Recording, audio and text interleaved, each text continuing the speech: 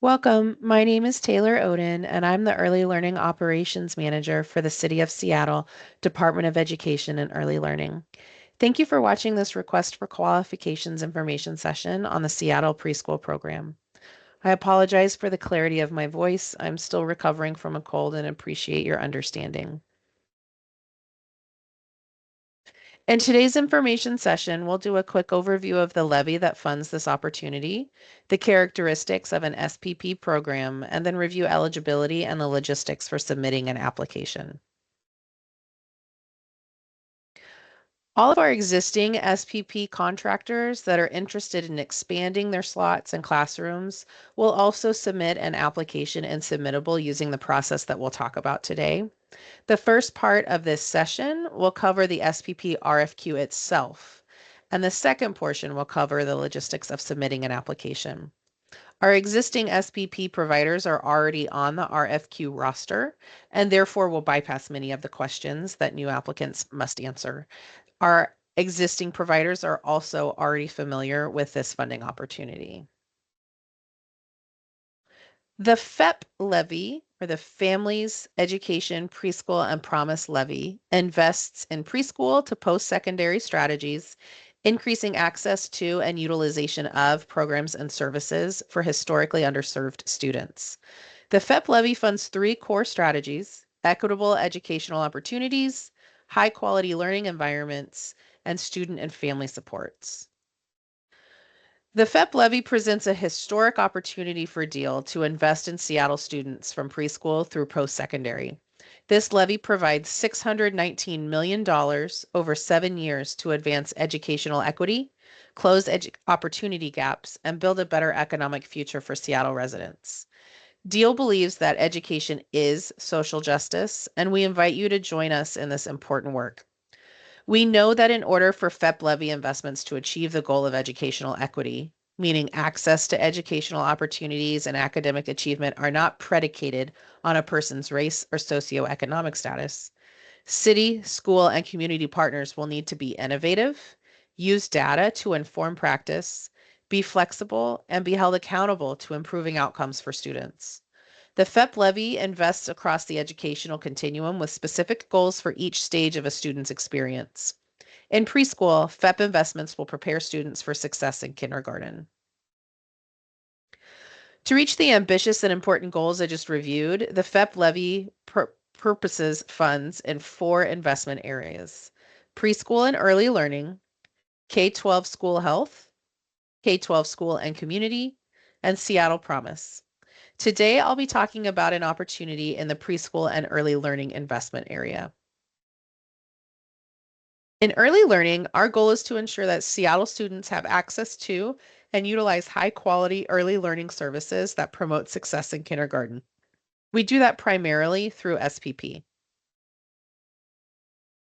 SPP is looking to grow our program by about 9 classrooms this next school year with approximately $3 million. These 9 classrooms will come from new applicants, likely folks listening to this info session. They'll also come from expansion at our existing SPP classrooms, and they'll also come from direct contracting with eligible entities. A brief overview of the Seattle Preschool Program requirements is important as you consider applying for this RFQ. I encourage you to review the RFQ overview document for more details, though. In general, these are the core components of an SPP program delivery. I also want to point out that this is what you'll be required to provide once you're an SPP provider. We offer technical assistance, coaching, training, and professional development to assist with ensuring that you're able to provide these program elements.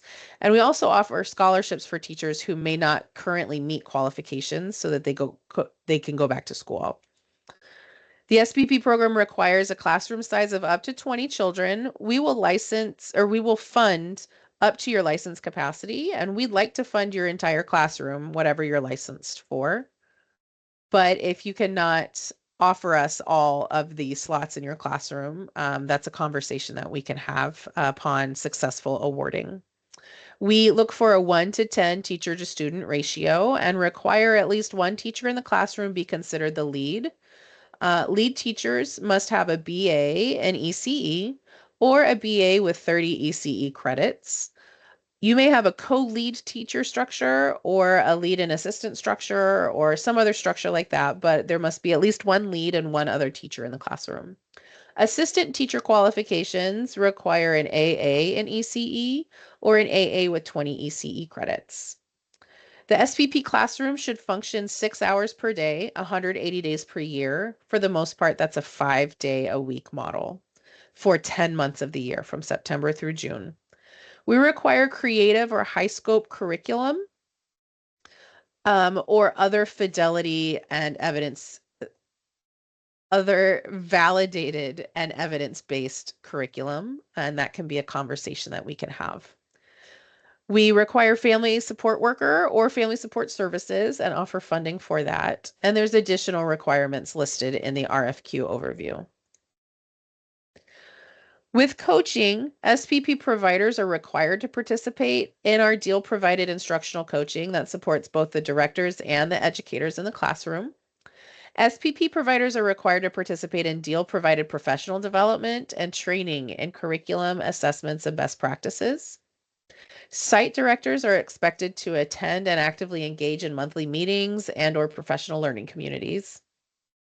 Deal contracts with third-party evaluators to measure programmatic growth and child-level outcomes over time.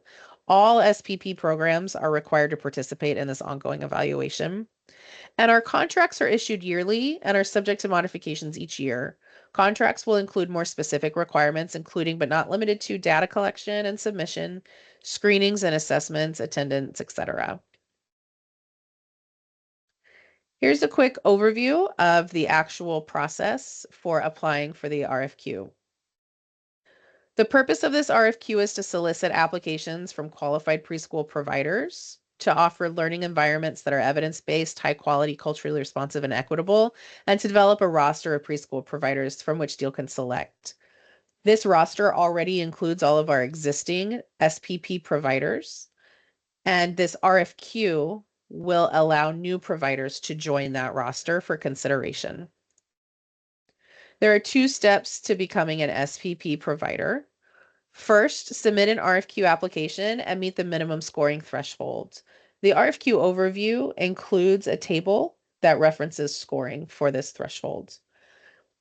Once applicants have met that minimum scoring threshold, they'll be placed on the RFQ roster for up to 2 years, but that does not mean that their classrooms are necessarily funded. The second step is Deal will select providers from the SPP roster according to selection criteria, and that's how we will fund classrooms. Our selection priorities in that second step are focused on geography, additional services offered, and community need. We're looking for providers to offer SPP to families across the entire city of Seattle. Right now, we have many providers available in some parts of the city and not many offerings in other parts of the city. So we're looking for geographical diversity across Seattle, and especially in council districts 1, 4, and 6. We're looking for additional services that are offered to children participating in the SPP program. This includes special education inclusion models, dual language programming, and services to children experiencing homelessness and/or children in foster and kinship care. We're also interested in providers who meet a specific community need by serving a high number of children who are furthest from educational justice, who are living in the provider's elementary school attendance zone. This is measured by the SPS equity tiers, which is a public tool. And it's also measured by self-reporting the children who are enrolled in your program at this time. The basic steps for an applicant are to apply for the SPP RFQ, achieve a minimum score of 70 points from a review panel. Then you're placed on a roster for 2 years, but there's no guarantee of work or funding at that point. Deal will then select from the SPP roster based on some selection priorities, and that roster will include new applicants, existing providers that want to expand, and other direct contracting partners. If selected from the SPP roster, Deal will negotiate contracts. Contracts will start July 1st, 2025, and go through June 30th, 2026. We expect the school year and direct service to begin in September of 25. To be eligible for the SPP RFQ, applicants must be licensed by DCYF or exempt from licensing because they're in a public school or an institution of higher education. They also must meet a level of quality that could be met by a few different ways. They would be rated EA3, Early Achievers, Level 3, if they are regulated by DCYF. If not regulated by DCYF, then meet early learning quality standards comparable to EA by demonstrating current implementation of all SPP program requirements. If your agency is not EA3, then you may be accredited from one of the following organizations. If your agency is not accredited by one of these three organizations, then you may demonstrate fidelity to the following 5 indicators of quality according to NEAR. Your agency uses evidence-based validated curriculum. You conduct regular child screenings and formative child assessments with implementation protocols. You require provide teachers training on curriculum assessments and cultural linguistic best practices. You share child progress with families and you provide regular opportunities for families to provide feedback. And teachers meet education requirements or staff have verified state ECE certificates or meet WAC education requirements. Once you have joined or been selected to join the SPP roster, successful applicants will be approved for 2 years, and we do reserve the right to remove agencies for a variety of reasons as listed on this slide.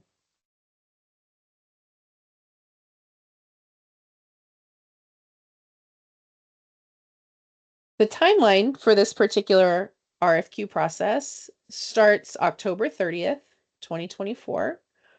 We're holding live Q&A information sessions on Thursday, November 14th and Tuesday, the 19th of November. Please submit all questions in writing no later than December 13th, and applications are due at 11:59 p.m. on Wednesday, December 18th. Application review, scoring, and deliberation will take place from December 19th through January 14th, and then notification will be issued to applicants by the end of January. We will begin coordinating with successful providers in March for contracting, with contracting start dates July 1st. Here's an overview of the actual submission for the application.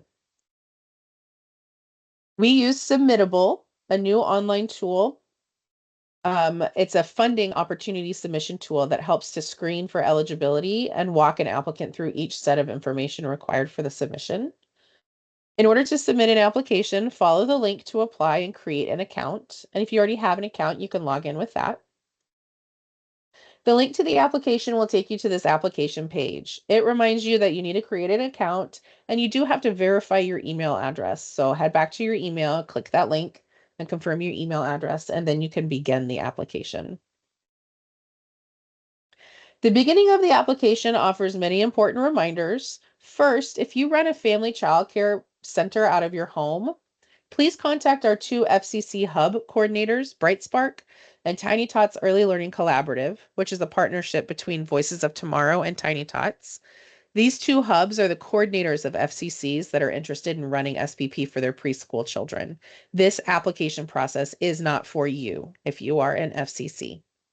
Second, if you already have an SPP contract with us, this second question will differentiate the questions that you'll see in your application. Throughout the application, you may see tables like this one. To add information, please click into the box and start typing. You can click on the expansion arrow in the top right to make the table larger if you'd like.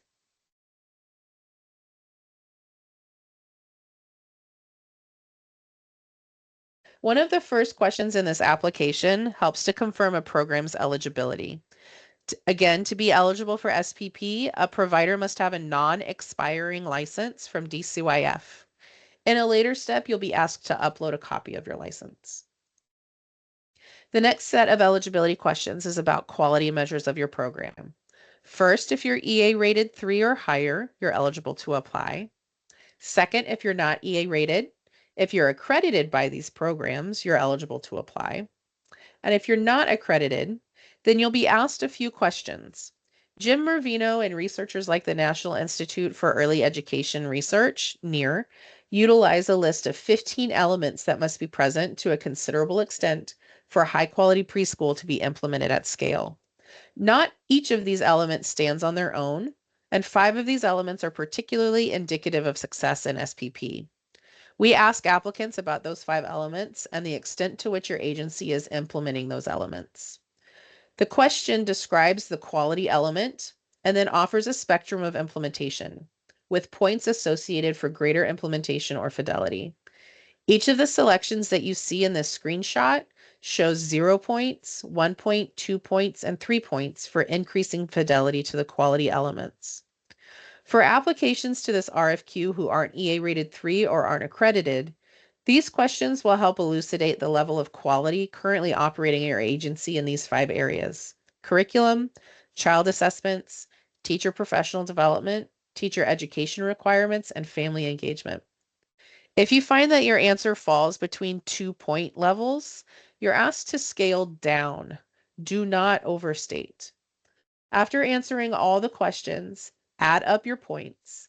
If you've reached 12 points, you may continue with the application. If you do not reach 12 points, you will receive an ineligible message.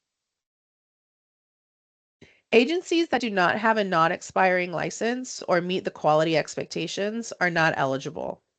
If you receive this message and you believe that you are in fact eligible, please indicate that in this text box so that we can reach back out to you and support your application. If you receive this message and realize that you are not in fact eligible, please offer any feedback that you have on this process in the text box and click Submit. This submission step is a critical step in helping us know that you applied. Otherwise, without clicking that Submit button, we will not know that you applied for this opportunity. The application asks questions that help Deal better understand your current operations, how you engage with children and families, assessments, data, cultural competence, and other areas. The responses to these questions will help the panel of reviewers get to know your agency and will be the content used to score your application. The purpose of the questions are to share your unique candidacy for achieving the goals of the RFQ, to give evaluators a deeper understanding of your unique experience, expertise, and capacity to deliver effective preschool program and supports, to help determine your readiness to participate in this new funding opportunity and process, and ultimately implement strategies in collaboration with Deal. You must score a minimum of 70 points according to the rubric in order to be added to the SPP roster. Any points awarded will be in response to the questions in the application, so please ensure all questions are fully answered. Any subsequent forms will not be scored, just collected information. The RFQ rating criteria is located in the RFQ overview. Applications must score a minimum of 70 points to be placed on the SPP roster. Please pay particular attention to each rating criteria section so that you know which elements are being looked at for scoring. At the end of the application, you'll receive a warning. You have another step to do. Please submit the application at this point, and the next steps are described in an email that you'll receive. It looks like this. This email instructs applicants to return to Submittable and complete 2 more forms.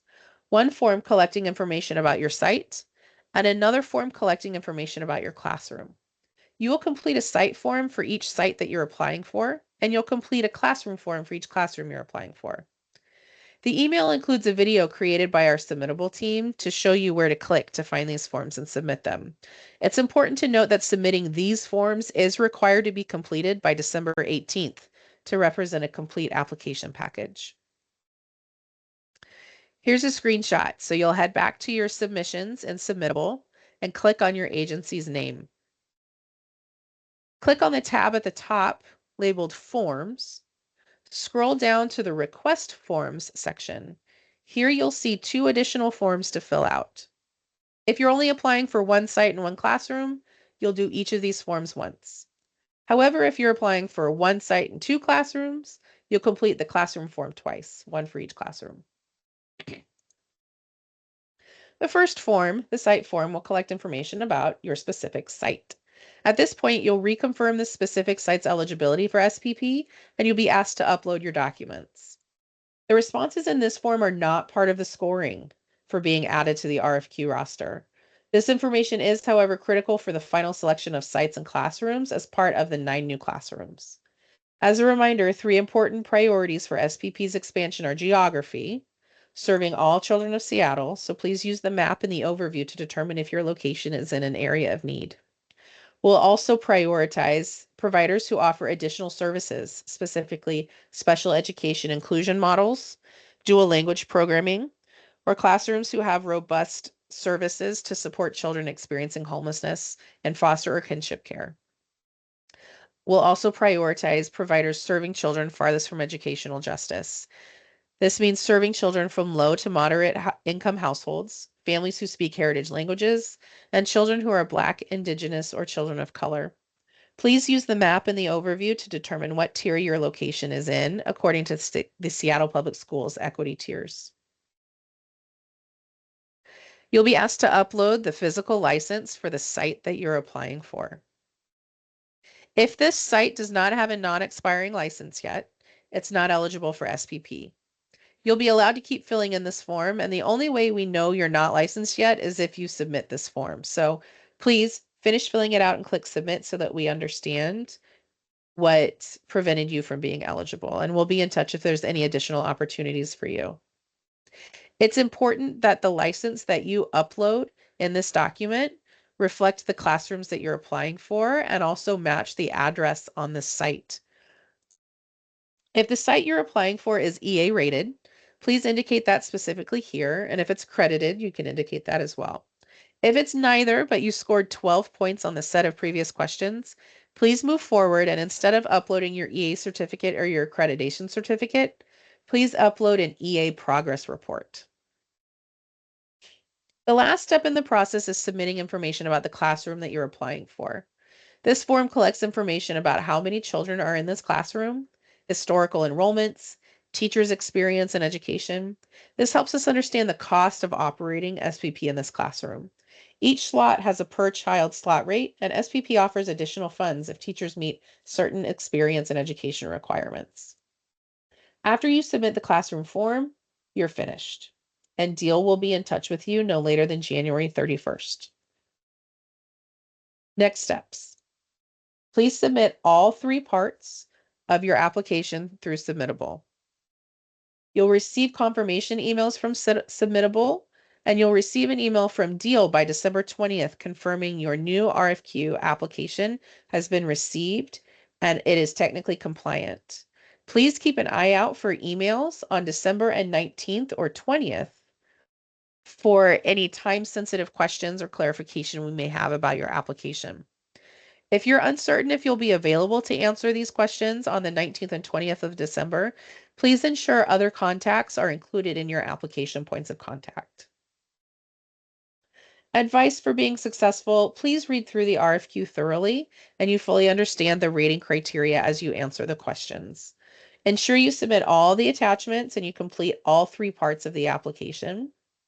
And refer to the FAQ sheet on our funding website.